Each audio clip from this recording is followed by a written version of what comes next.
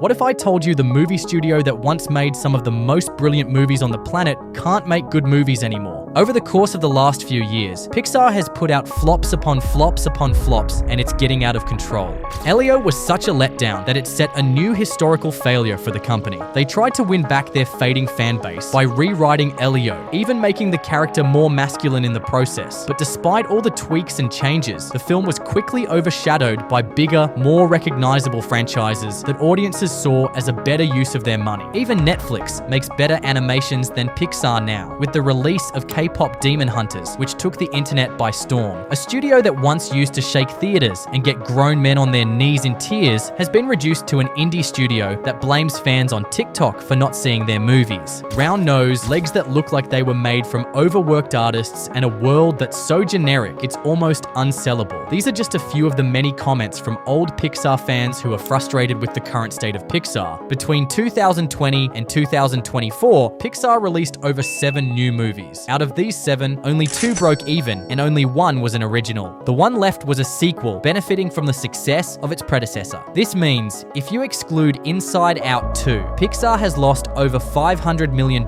from their box office disasters just within the last 5 years alone. Pixar has lost its magic, but if you've been following them for a long time, you probably saw it coming following their acquisition in 2006. Before they were absorbed into the Disney hemisphere, every single movie was a hit. Toy Story, A Bug's Life, Monsters, Finding Nemo, The Incredibles, and my favorite Cars.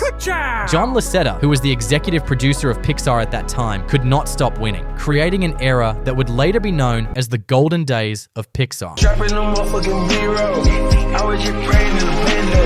Coincidentally, by this time, Disney began falling behind. Their new animations were not as imaginative as the old Disney, and longtime fans of the studio were slowly migrating to competitors who gave them The Incredibles. Disney wanted everything Pixar had, from their top creative minds to their advanced CGI technology to their consistent box office success, and they were willing to do whatever it takes to get it. What makes it so interesting is that Pixar was already in a partnership with Disney at this time. That's why you see both the Pixar and Disney logo on the cover of every major Pixar release. Pixar was the creative engine behind every movie, while Disney, on the other hand, handled distribution, allowing both parties to split profits equally after movies released. Really? It was what you'd consider a fair partnership, except it wasn't. Then CEO of Disney, Michael Eisner, used his power over the entertainment industry to lock Pixar, a much smaller studio at that time, into unfair contracts that allowed them to own the rights to all Pixar characters, including Toy Story, A Bug's Life, and other classics that defined the studio's legacy, and also owned the rights to the sequels of each movie in the process. The tension between these two studios was at the highest it's ever been because Disney already owned the rights to their characters. Eventually, Pixar caved, and by May 2006, Pixar officially merged with Disney in a $7 billion deal, a decision that would change the trajectory of their studio forever. Under Disney, Pixar started releasing more sequels, starting with Toy Story 3, then Cars 2. And when that wasn't enough, Disney went a step further by taking one of Pixar's most beloved films and turning it into a completely different story with the release of Planes in 2013. A movie so forgettable that most people either never heard of it or wiped it out from memory because of how poorly it copied a classic. Well, Disney's done it again. Disney's Planes is currently the lowest rated film in the entire franchise, which is funny because in some weird way, Disney basically tried ripping off a movie they already own and somehow made it worse in every way imaginable. If you watch the original Cars, you'll know it was built in a world with depth, culture, and a great emotional arc, which many to this day consider as the perfect Pixar movie. But Disney did what they did best, by Disneyfying it into a forgettable, weak film with characters that took itself so unseriously it lost all its weight and credibility. The movie was not just a failure, it was widely disliked by everyone. I don't think a single soul asked for this movie. Flat,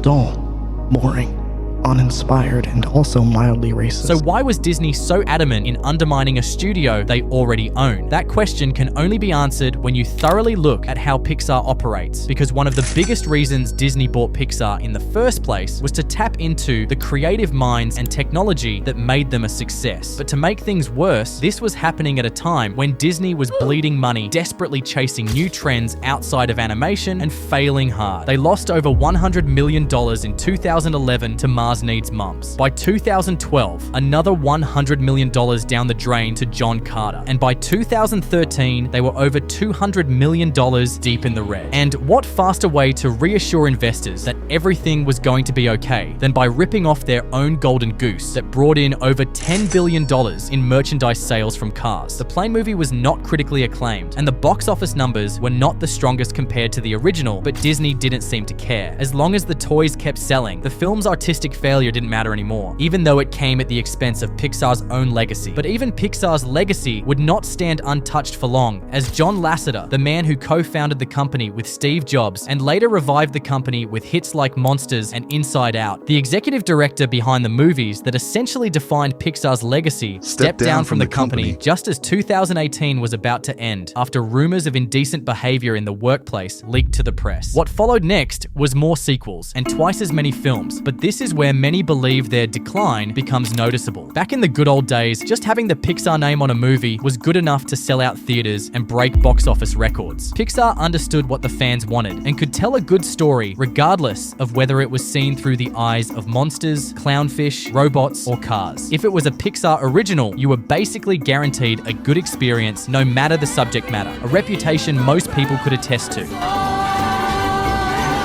I decided to rewatch Pixar's classic Finding Nemo. The film was one of my favorites growing up, a staple in the household. I could quote Dory's whale monologue to a T and know the ending from seeing the film countless times. However, upon watching the movie, I found myself brought to tears. I loved the film as a kid, but discovered a deeper connection with the film and its plot now as an adult. What really sticks with me is that their movies can be seen by an adult, a child, an elder, but all of them will take something from the movie, different messages for different ages, and that is so difficult to do, but it's so powerful at the same time. But fast forward a few years, and Pixar would go out of touch with its audience. To make matters worse, Disney fired a bunch of their animators in a cost-cutting effort by Bob Iger. When asked why he took such drastic approach, he argued that Disney was under pressure from investors over its falling stock price. With a smaller workforce, combined with Big Daddy's push for profitable films over memorable films, Pixar would lose the one thing that made everyone fall in love with them in the first place: their innovation.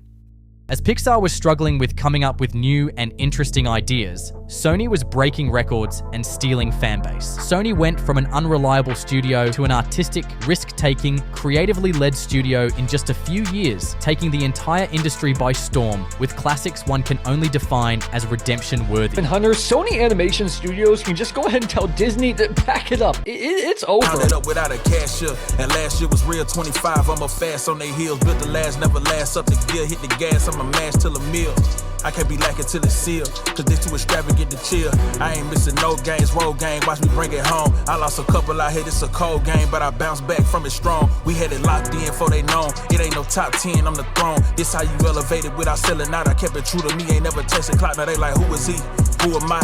Never tired of running through a knot. Breaking pressure if you knew or not, cause I could never settle for another spot. Up the level, I'ma make it hot, but I never sweat them. No, they wanna see a king down to his knees, please, I never let them. This is destiny and I rise every time.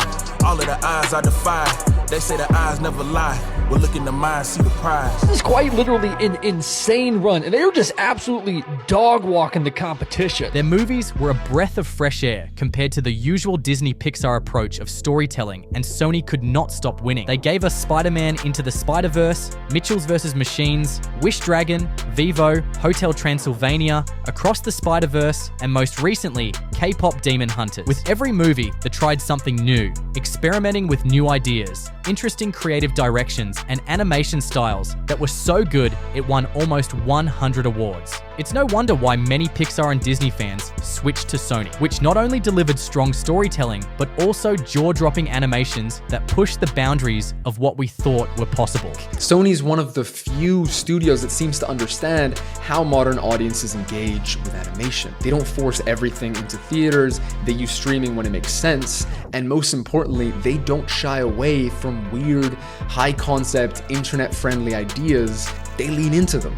They actually let their creatives tell the stories that they want to tell with minimal executive oversight and control. Then there's Elio, a movie that tested so poorly in its first screening that not a single person said they would pay to watch it if given the chance. Because of those results, Pixar stripped away the characters' identity themes, replaced the director, and essentially remade the entire thing before release. That's why you'll notice that the teaser for this movie looked nothing like the final version. Artists who worked on the project described it as empty. As one former Pixar artist put it, Elio just became about totally nothing. So it's little surprise that audiences who finally saw it described Elio as generic boy gets abducted in generic alien abduction. Pixar's greatness came from its willingness to take risks, pushing boundaries to tell stories in the most powerful ways possible. What set them apart was the creative freedom they gave their artists, allowing imagination and innovation to lead the way. That freedom is what made Pixar feel magical, delivering films that touched audiences worldwide. But as they grew bigger under Disney,